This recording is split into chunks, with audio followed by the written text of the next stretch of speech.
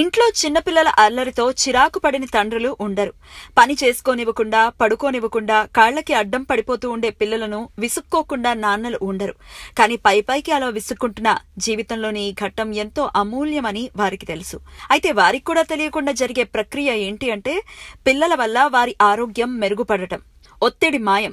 పిల్లల పట్ల అనుబంధాన్ని కలిగిన ఫాదర్స్ లో ఒత్తిడి శాతం చాలా తక్కువగా ఉండటాన్ని నమోదు చేశారు పరిశోధకులు.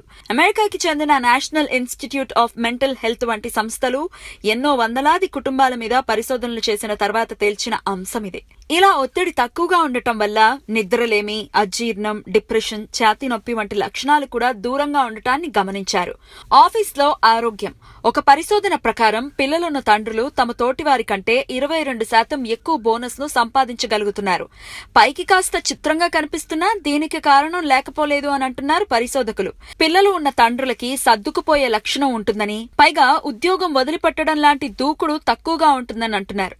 తండ్రులలో ఉద్యోగ తృప్తి కూడా ఎక్కువగా ఉంటుందట. శుభ్రమైన తిండి. తండ్రి హోదా దక్కిన తర్వాత ఏది పడితే అది ఎడాపెడా తినేసే అలవాటు తగ్గిపోతుందట. ఆరోగ్యం కోసమో లేకపోతే పిల్లలకు ఆదర్శంగా ఉండేందుకో చిరుతిళ్ల కంటే పోషక పదార్థాల మీదే ఎక్కువగా దృష్టిని సారిస్తారట.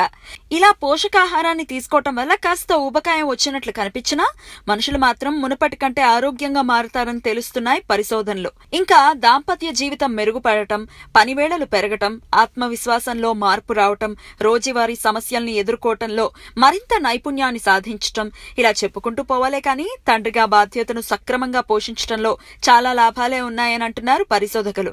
అంటే పిల్లలకు ఏడాదిలో ఒక్కరోజే ఫాదర్స్ డే అయితే తండ్రులకు ఏడాది పొడవునా ఉన్న రోజులన్నీ తమవే అన్నమాట.